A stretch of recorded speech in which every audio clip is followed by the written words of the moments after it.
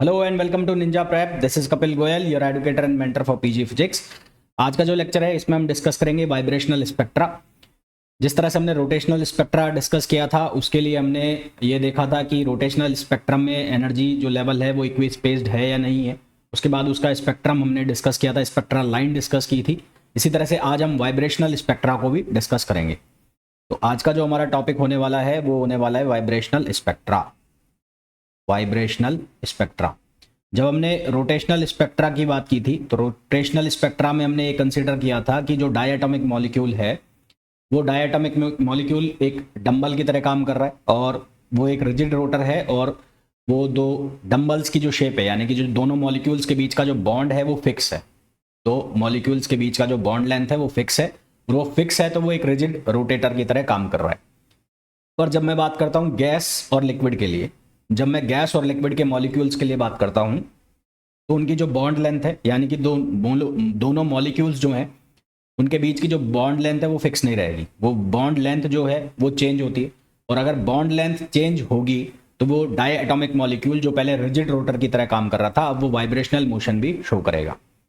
ठीक है, अब जब वो वाइब्रेशनल मोशन भी शो करेगा तो ये जो डायटोमिक मॉलिक्यूल जो वाइब्रेशनल मोशन कर रहा है इसको हम कंसीडर करेंगे सिंपल हार्मोनिक ऑसिलेटर की तरह। तो ये एटॉमिक मॉलिक्यूल को हम एक सिंपल हार्मोनिक ऑसिलेटर की तरह कंसीडर करेंगे और इसके बीच की जो बॉन्ड लेंथ है जो कि खिंच रही है या कम हो रही है जो भी हो रहा है उसको हम एक इलास्टिक स्प्रिंग की तरह मान लेंगे जिसका स्प्रिंग कांस्टेंट क्या होगा, के होगा। तो ये आपको इसमें कंसिडरेशन करना पड़ेगा। तो मैं सीधा लिख देता हूं, in the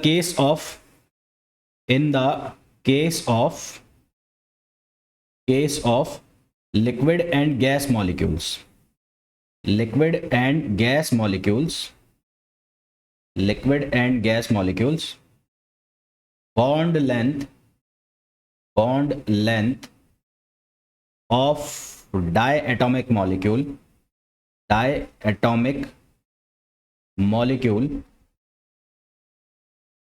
is not fixed,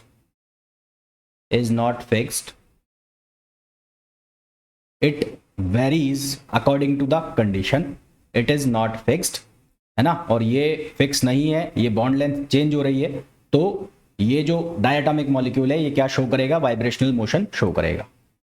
it changes so the diatomic molecule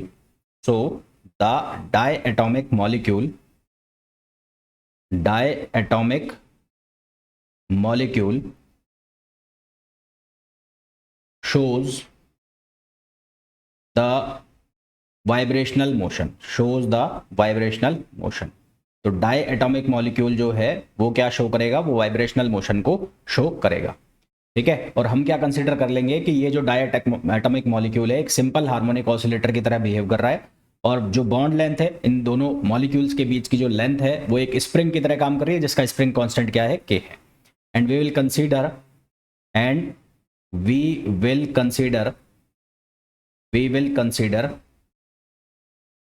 diatomic molecule we will consider diatomic molecule as a simple harmonic oscillator,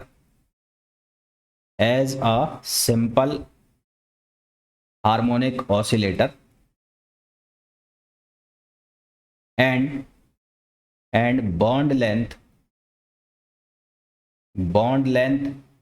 as a spring, of spring constant k,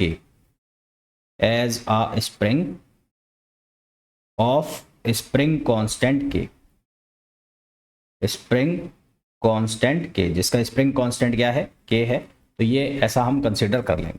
ठीक है ना, यहां तक मेरे हिसाब से सबको बात समझ में आ गई होगी।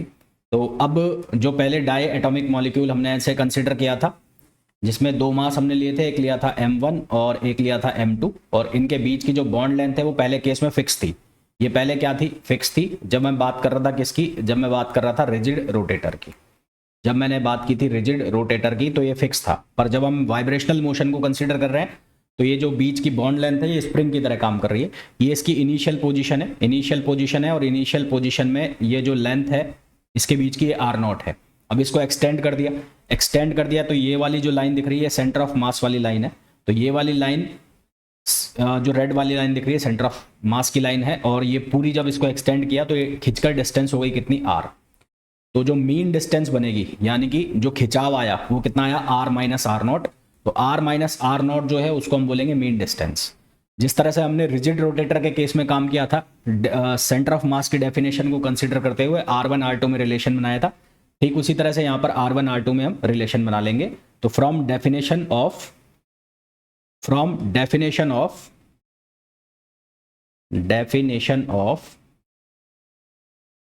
सेंटर ऑफ मास cm, हम इसको क्या लिख लेंगे, algebraic summation of mi ri equals to 0।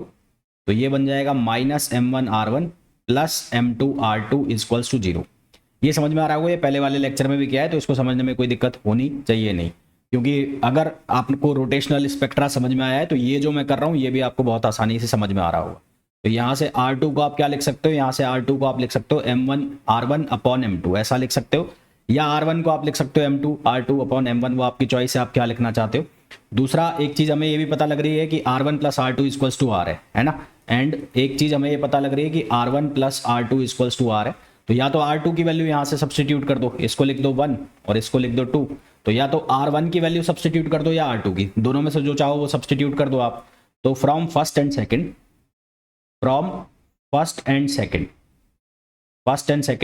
And second से क्या होगा, R1 equals to m2r upon m1 plus m2। तो ये वैल्यू आ गई हमारे पास, और ये ठीक वही वैल्यू आई है जो हमने रिजिड रोटर के अंदर निकाला था, तो कुछ नया तो पड़ा नहीं है, वही सेम कहानी आई है जो पहले आई थी। इसी तरह से R2 की वैल्यू भी वही आ जाएगी जो पहले आई थी। तो R2 की वैल्यू क्या आ जाएगी, सिमिलरली R2 इक्वल्स टू क्या आ जाएगा, ये आ जाएगा m1r upon m1 plus m2। तो एग्जैक्टली सेम आंसर आए जो हमारे पास किस में आए थे, रिजिड रोटेटर के केस में आए थे। अब जब डायएटॉमिक मॉलिक्यूल जो वाइब्रेटिंग मोशन कर रहा है इक्विलिब्रियम पोजीशन के अबाउट, और उसकी इक्विलिब्रियम पोजीशन यानी कि मीन पोजीशन मैंने आपको क्या बोला, r minus r not equals to x, वो उसकी मीन पोजीशन है। तो जो बॉन्ड है उसको हमने एक इलास्टिक स्प्रिंग की तरह कंसिडर किया हुआ है, तो अगर ये एक स्प्रिंग की तरह काम कर रहा है तो इसके अंदर क्या होगा, एक रीस्टोरिंग फोर्स भी होगा, है ना। तो द मीन पोजीशन मैं यहां लिख देता हूं, the mean position of spring और बॉन्ड, यहां लिख देता हूं मैं बॉन्ड, इलास्टिक बॉन्ड, तो वो कितना होगा, वो होगा r minus r not equals to x। और since it is working as a elastic spring, तो यहां पर एक रीस्टोरिंग फोर्स भी होगा। Since this bond is working as a elastic spring, so there must be a restoring force, तो यहां पर एक रीस्टोरिंग फोर्स भी होगा, ठीक है ना। तो यहाँ पे एक रीस्टोरिंग फोर्स होगा, उस रीस्टोरिंग फोर्स को मैं लिख देता हूँ F से, तो F किसके बराबर हो जाएगा, minus of k x. X हमने किसके बराबर लिखा है, R माइनस आर नॉट, तो ये हो जाएगा F equals to minus k R minus r not. यहाँ जो ये K है ये क्या हो जाएगा, स्प्रिंग कांस्टेंट, ठीक है। ये जो K है इस K की वैल्यू क्या हो जाएगी, स्प्रिंग कांस्टेंट। अब F जो लिखा है उसको हम क्या लिख सकते हैं, md2, ma के फॉर्म में लिख सकते हैं, और A को हम क्या लिख सकते हैं, d2x अपॉन dt2। तो यहाँ पर अगर मैं किसी भी एक मॉलिक्यूल के लिए ले लेता हूँ, तो फर्स्ट मॉलिक्यूल के लिए अगर ले लूँ तो m1 d2r1 upon dt2 equals to किसके बराबर हो जाएगा, minus k r minus r not, r1 की वैल्यू यहाँ से डाल दो, r1 की वैल्यू डाल दोगे तो d2 अपॉन dt2, r1 की वैल्यू डाल दो, r1 की वैल्यू क्या थी, वो थी r m2 upon m1 plus m2, और equals to minus k r minus r not.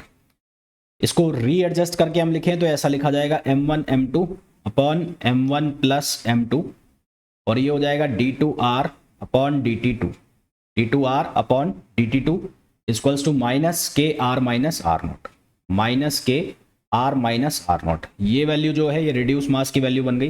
Reduce mass जो हम पहले पढ़ चुके हैं वो कितना होता है, म्यू होता है, तो ये क्या बन गया, ये बन चुका है रिड्यूस मास।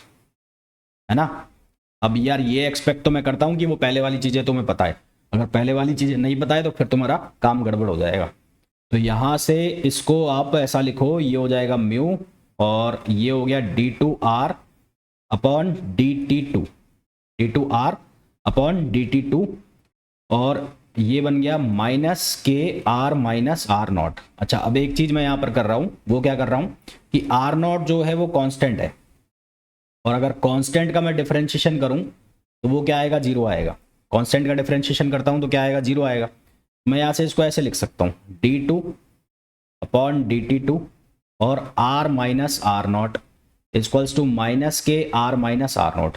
भाई जब यहाँ पर जीरो आर माइनस जीरो करूँ और जीरो को मैं क्या लिख दूँ, d2r अपॉन dt2 लिख दूँ तो वो जीरो ही आना है, तो मैं इसको ऐसे लिख सकता हूँ। तो मैंने इसको लिख दिया, मतलब कुछ नहीं कर रहे हैं, मैनिपुलेट कर रहे हैं इसको। तो मैनिपुलेट कर रहे हैं तो फिर हमारे पास ये क्या बनेगा, ये r माइनस आर नॉट जो है हमारे पास क्या बन जाएगा, x बन जाएगा। तो ये जो वैल्यू है r माइनस आर नॉट की, ये वैल्यू, ये इसको हम क्या लिख देते हैं, इसको लिख देंगे x।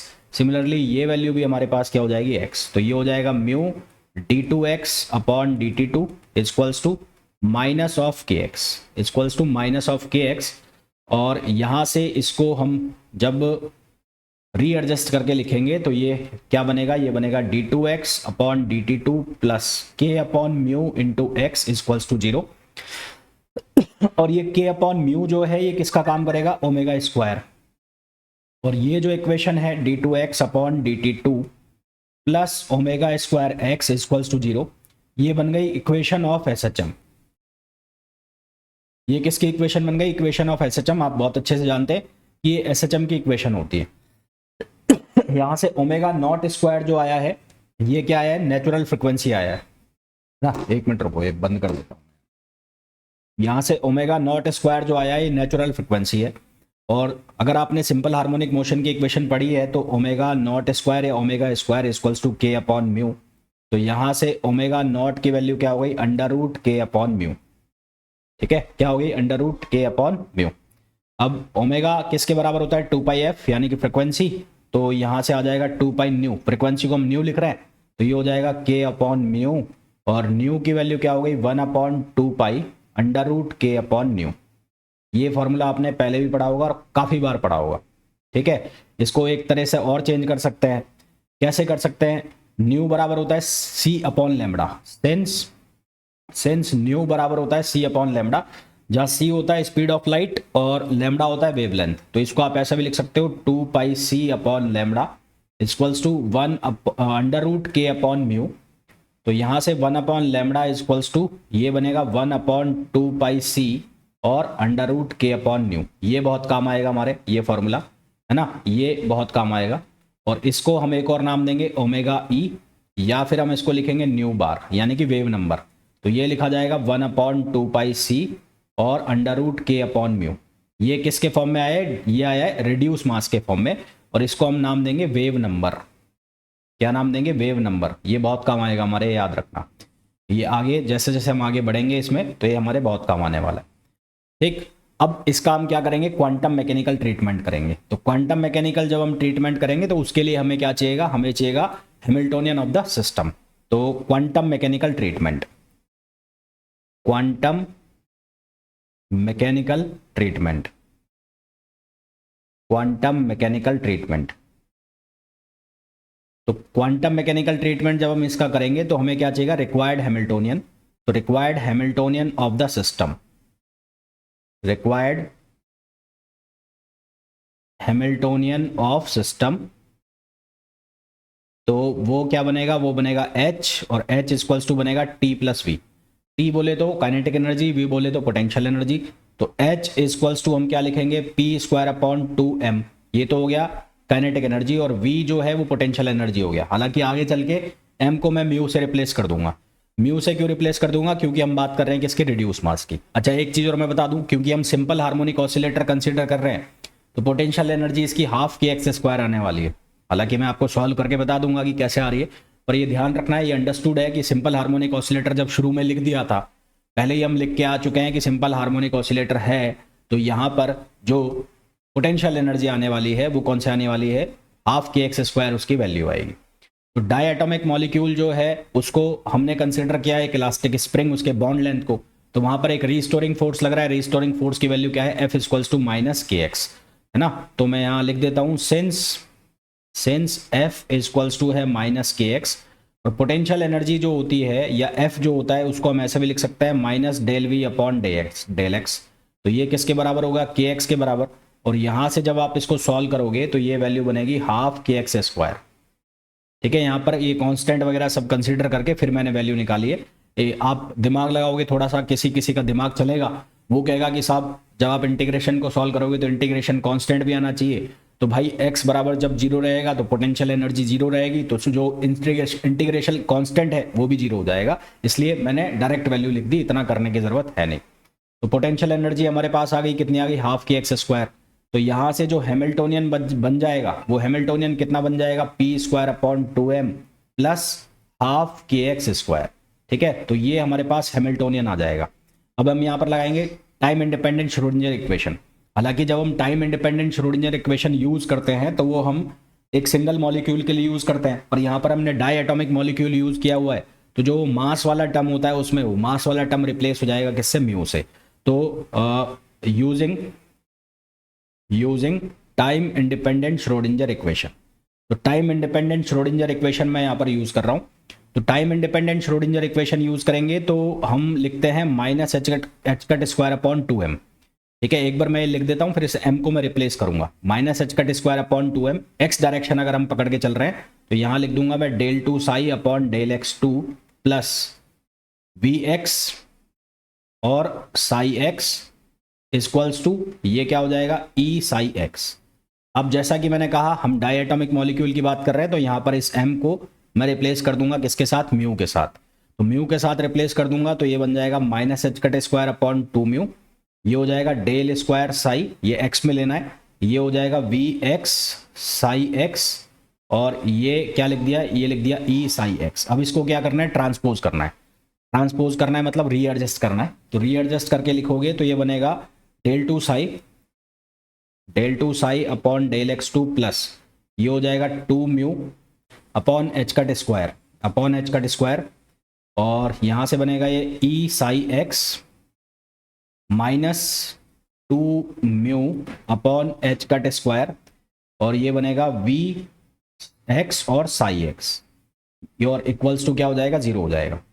अब इसको हम कंबाइन करके लिख देंगे, कंबाइन करके लिखेंगे तो क्या बन जाएगा, ये बनेगा del two psi upon del x two plus, यहाँ पर बनेगा 2 mu over h bar square, या एच कट भी बोलते हैं ना, और ये हो जाएगा कितना, ई माइनस वी की मैं वैल्यू लिख रहा हूँ, वी की वैल्यू लिख देंगे तो हाफ के एक्स स्क्वायर, और यहाँ पर कितना हो जाएगा, ये psi x equals to zero. ये हमारे पास इक्वेशन आ गई जब हमने श्रोडिंगर इक्वेशन का यूज़ किया। इस श्रोडिंगर इक्वेशन का हम सॉल्यूशन निकालेंगे जिस तरह से हम सिंपल हार्मोनिक ऑसिलेटर को सॉल्व करते हैं, जब हम करते हैं क्वांटम मैकेनिक्स के अंदर, ठीक उसी तरह से इसको सॉल्व करना है। तो आफ्टर सॉल्विंग अब उसमें दिमाग नहीं लगाना है तुम्हें कि ये सॉल्व कैसे होगा, कैसे आया, क्यों आया। इतना दिमाग लगाओगे तो फिर खेल हो जाएगा तुम्हारा। ये मैं बता रहा हूं कहां से आ रहा है। ये सॉल्यूशन ठीक वैसे बनेगा जैसे आप सिंपल हार्मोनिक ऑसिलेटर का सॉल्यूशन बनाते हो। अब उसका जो सॉल्यूशन बनाते हो उसमें 2-3 पन्ने भरते हैं, उसमें पॉलिनोमियल्स कंसीडर करते हो, उसमें रेडियल फंक्शन निकालते हो, दुनिया जान के उसमें काम होते हैं, उसके बाद रिजल्ट आता है। तो उस चीज को रेफरेंस लेकर आप यहाँ डायरेक्ट लिख सकते हो कि after solving this equation, this Schrodinger equation, जिस तरह से वहां पर रिजल्ट आता है, वहां पर क्या रिजल्ट आता है, वहां पर आता है n+1/2 एच कट ओमेगा। तो यहां पर आप क्या लिखोगे, ये n ना लिखकर यहां पर लिखोगे आप न्यू, यहां क्वांटम वेव नंबर, ठीक है, वाइब्रेशनल क्वांटम नंबर नाम देंगे, और ये एच कट ओमेगा हो जाएगा। ये इसका सॉल्यूशन आ जाएगा। यहां जो ये न्यू है इसको हम बोलेंगे वाइब्रेशनल क्वांटम नंबर, इसको हम क्या बोलेंगे, वाइब्रेशनल क्वांटम नंबर। और ये वाइब्रेशनल क्वांटम नंबर है जो इसकी वैल्यू 0, 1, 2, 3, काम सारे वही होंगे जो वहां पर जब हमने सिंपल हार्मोनिक ऑसिलेटर सॉल्व किया था, वो n वैल्यू की वही वैल्यू यहाँ पर आ रही है। वो n की वैल्यू भी आई थी 0, 1, 2, 3 एंड सो ऑन। इसी तरह से इस न्यू की वैल्यू भी आ रही है 0, 1, 2, 3 एंड सो ऑन। पर यहाँ पर ये हमें ध्यान रखना है। अच्छा, ओमेगा की जो वैल्यू है हमारे पास, ओमेगा की वैल्यू यहाँ पर हमारे पास क्या रहेगी, k upon under root k upon mu. ये हम ऑलरेडी निकाल भी चुके हैं, है ना, ये वैल्यू हम ऑलरेडी फाइंड आउट भी कर चुके हैं।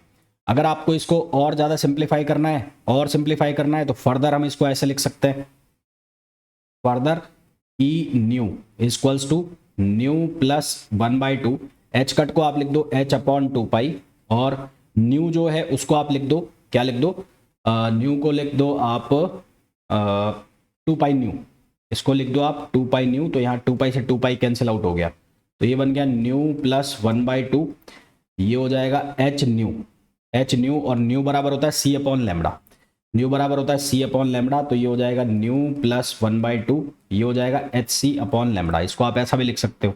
अब hc/λ तो 1/λ, सिंस अभी जस्ट पढ़ा है हमने, सिंस 1/λ को हमने किसके बराबर लिखा था, ओमेगा ई, तो यहाँ से 1/λ को हम किसके बराबर लिख देंगे, ओमेगा ई, तो यहाँ से हमारे पास क्या बनेगा, ये बन जाएगा न्यू प्लस 1/2 hc और ये बन जाएगा ओमेगा ई, तो ये हमारे पास एक अलग फॉर्म आ गई इसी एनर्जी की जो वाइब्रेशनल की हमने निकाल रहे हैं, वाइब्रेशनल मोशन की जो एनर्जी हम निकाल रहे हैं उसकी हमारे पास वैल्यू आ गई, ठीक है। तो इसको आपको याद रखना है, ये हमें याद रखनी है, ठीक है। अब यहाँ पर जो हम वैल्यू डालें न्यू की अलग अलग वैल्यू के लिए, अगर एनर्जी की वैल्यू निकालें तो फॉर न्यू इक्वल्स टू 0, जब न्यू की वैल्यू आप 0 डालोगे तो ई वी की वैल्यू कितनी आएगी, ये आएगी 1/2 hc ओमेगा ई, जब न्यू की वैल्यू आप 1 डालोगे तो ये ई वी की वैल्यू कितनी आएगी, ये आएगी 3/2 hc ओमेगा ई, जब आप न्यू की वैल्यू 2 डालोगे तो ये ई वी की वैल्यू कितनी आएगी, ये आएगी 5/2